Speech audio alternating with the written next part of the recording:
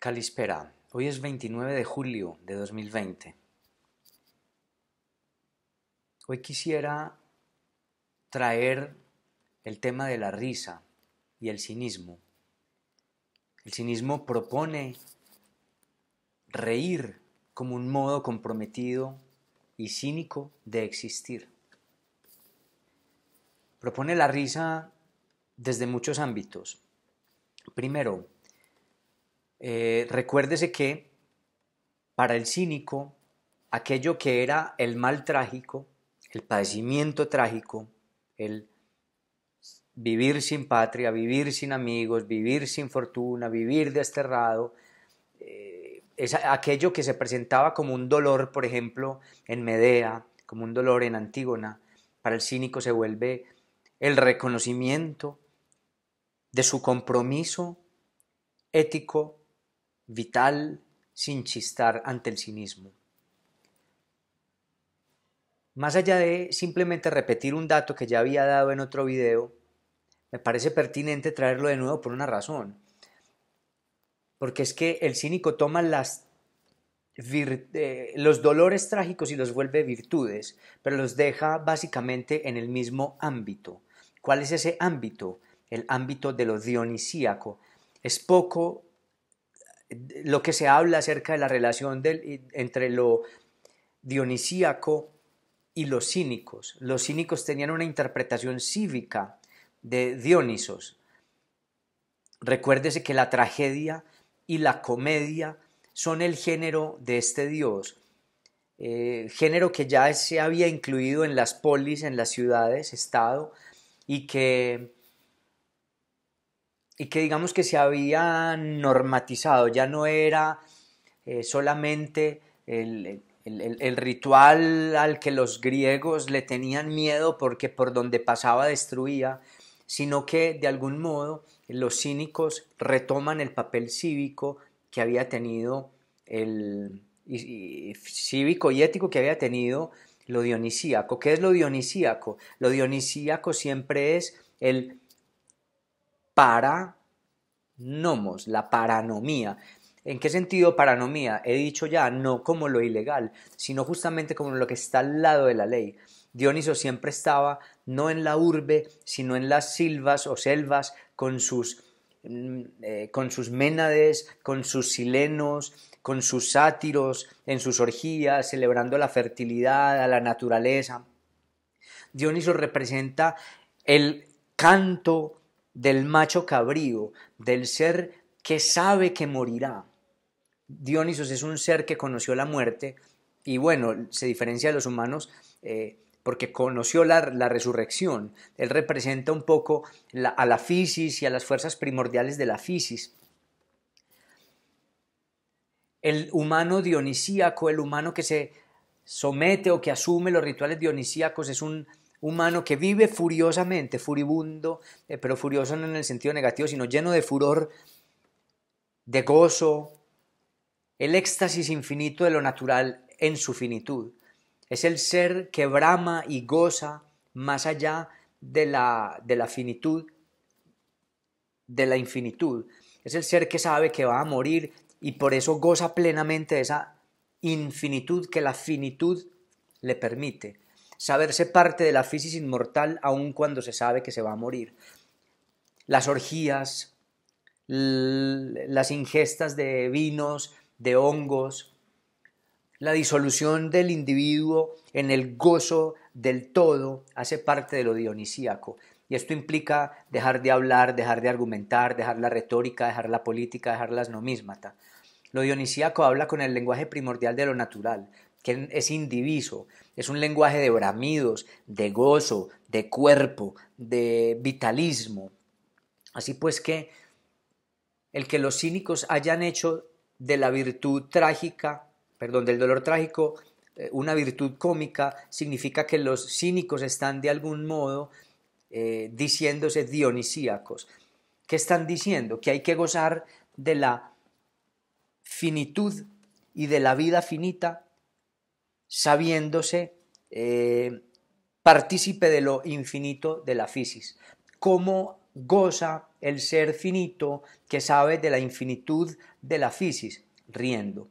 Lo dionisíaco es la risa que va más allá del sentido, es la risa de lo cómico, es además la impudicia de lo dionisíaco, donde se muestra el cuerpo, donde hay orgías, donde el cuerpo es vehículo de placer, vehículo de la sensación del éxtasis, de la finitud, de la infinitud, de la manía, de la comunión con el todo.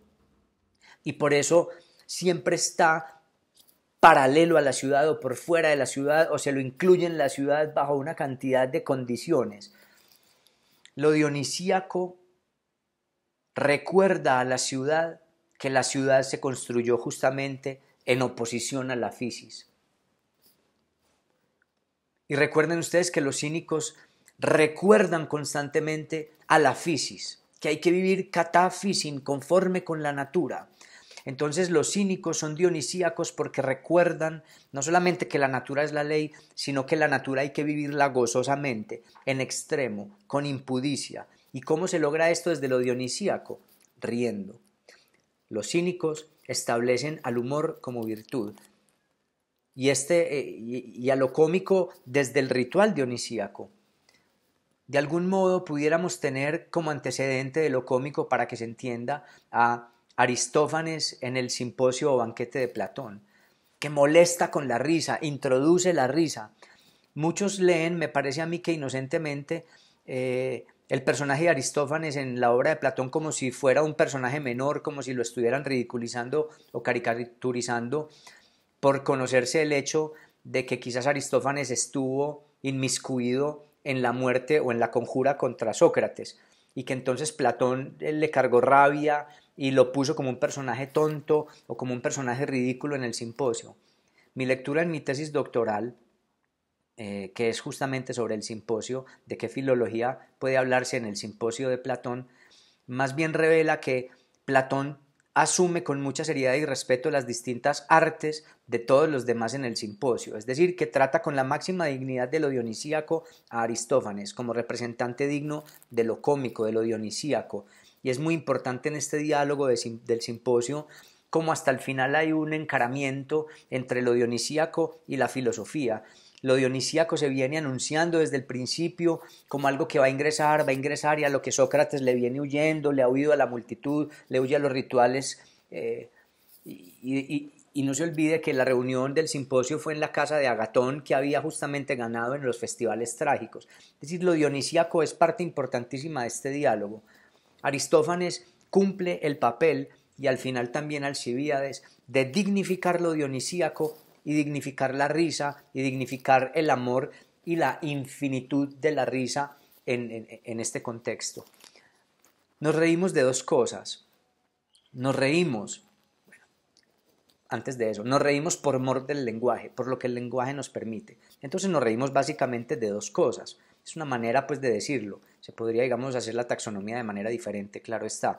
Nos reímos o de lo metafórico que el lenguaje permite, o del más allá de la metáfora que el mismo lenguaje permite.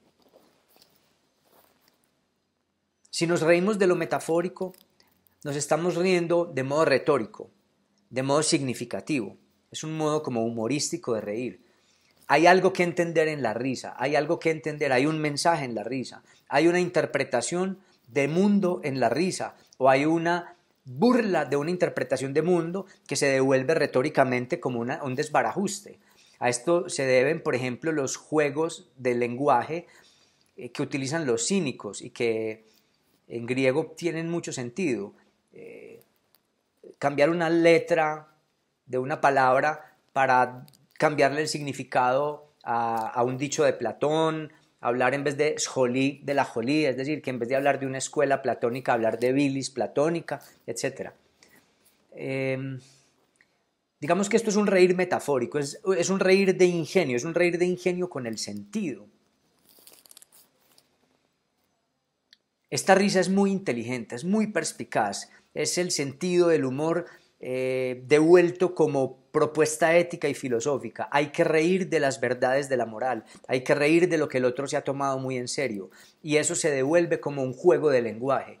El juego del lenguaje quiere decir que se pudieran generar otras formas metafóricas y que siguen siendo un mero juego. El cínico sabe que hay que reír de los juegos del lenguaje. El ser humano se toma muy en serio la moral, se toma muy en serio lo políticamente correcto, mataría por ello y haría morir por ello. Y el cínico sabe que todas estas son fruslerías, que todas estas son tonterías que han enfermado a los seres humanos, que lo han desviado de la interpretación que ellos tenían de la naturaleza. Devolver un juego de lenguaje sí es irritar al otro, pero es irritar al otro devolviéndole un sentido, exhortando al otro para que piense ese sentido. Es decir, se le envía un mensaje con retórica, jugando con el lenguaje. Y esto es dionisíaco. Lo dionisíaco puede reír o expresarse con risa de las metáforas del otro, de las verdades metafóricas de la moral, de las verdades metafóricas del sentido, de las organizaciones que procuran las nomísmata. Reír será un falsificar la moneda en curso.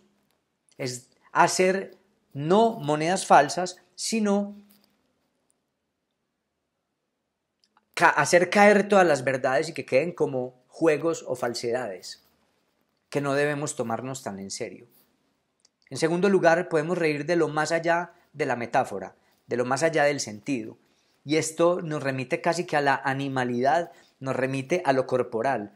En los cínicos hay pedorreos, los cínicos se pedorrean, los cínicos eructan, los cínicos se masturban. Y de esto hay que reír. Es decir, hay una anécdota, y creo que fue con el hermano de Hiparquia, que se le salió un pedo en algún momento en público y se sintió tan avergonzado que se recluyó y se quería dejar morir de hambre. Y creo que llega Crates y se pedorrea ante él para decirle, pero es que no hay nada de malo, riámonos de que nos tiramos pedos, o sea, el organismo expele gases. Y dejar de estar apabullados, aminorados por la moral. Es decir, ¿qué hizo que este personaje o que este ser humano se quisiera dejar morir de hambre? La vergüenza del cuerpo.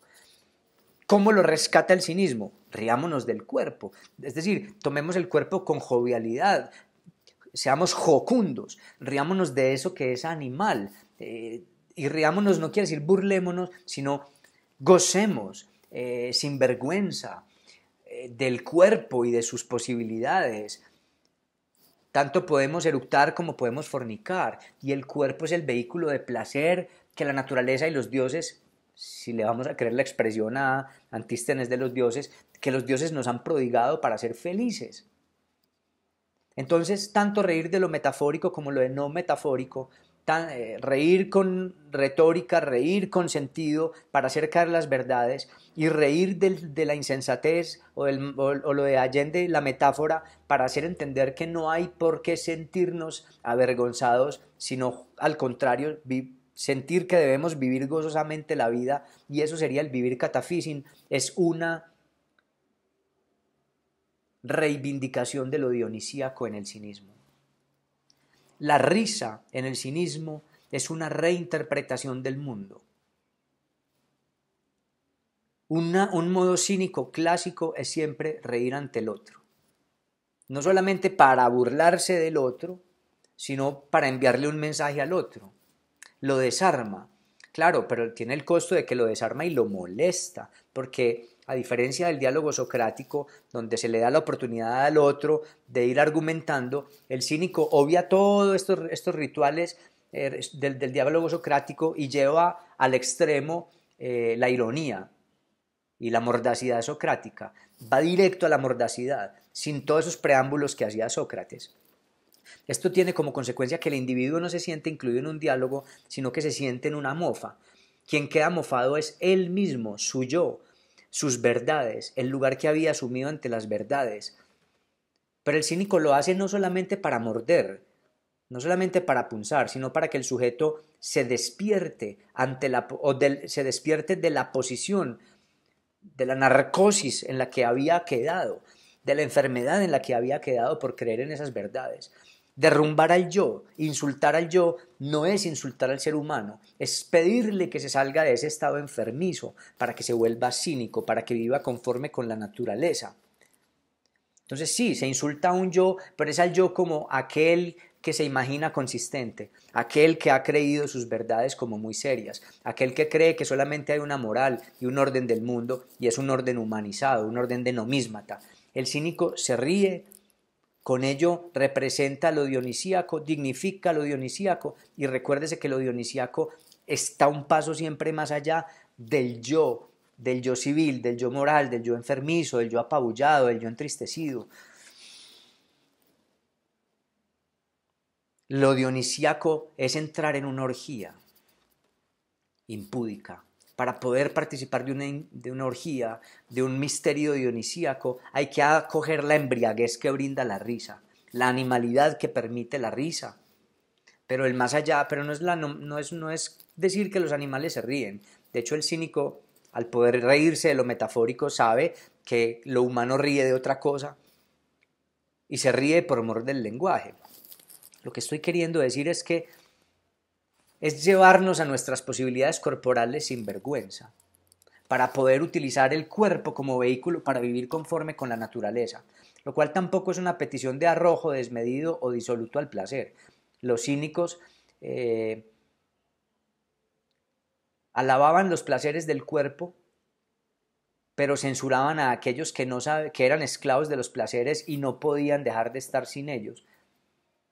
De alguna manera se parecen mucho al epicureísmo. No se trata de negarse el placer, sino de ser dueño de sí mismo para que cuando el placer no pueda estar o no queramos tenerlo, no nos sintamos mal. Es decir, que el placer no sea una adicción, sino que sea una opción gozosa.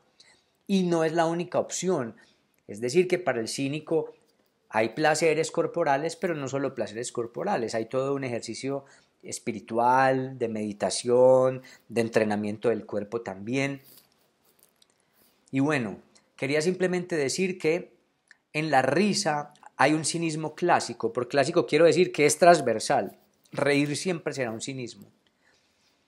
Con el riesgo de que el otro se siente insultado. Es que en efecto, es que el yo es el que se siente insultado.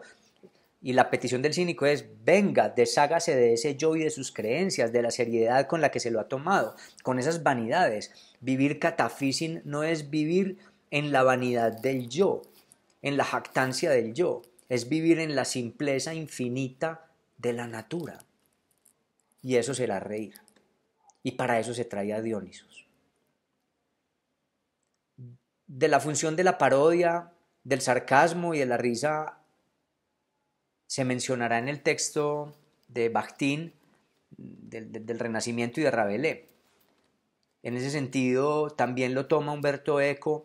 Toma Umberto Eco el tema de la Edad Media como una posición entre la seriedad y la risa, posición antagónica entre Jorge de Burgos y Guillermo Conazzo. Y en últimas, ¿por qué se está buscando o por qué se está ocultando el libro de la Comedia de Aristóteles? Recuerden que el argumento de Jorge de Burgos es, si el hombre redescubre el texto de la Comedia de Aristóteles, va a poder reírse hasta de Dios y todo el orden mundial colapsará. Jorge de Burgos representa a las nomísmata, al envanecimiento del yo, a la civilidad controladora, a lo políticamente correcto. Y Guillermo Conazzo representan la posición de la búsqueda de la verdad cínica en la Edad Media. Pero bueno, hasta aquí el video el día de hoy. Muchas gracias por seguirlo. Hasta la próxima, si hay una próxima. Hasta Isan, Efjaristó, Osus, Acolucite, Tavid de Omu, Naiste Kalá, Kalinichtasas. Ya, Yelaste. Porque hay una propuesta. Ría. Sea un ser humano yelastos, ridente, es decir, yelastos ánthropos, y no un anthropos ayelastos, y no un ser humano que no ríe. Es decir, la petición del cinismo es ría, y no sea un sovaros ayelastos, un hombre serio y sin risa. Ya.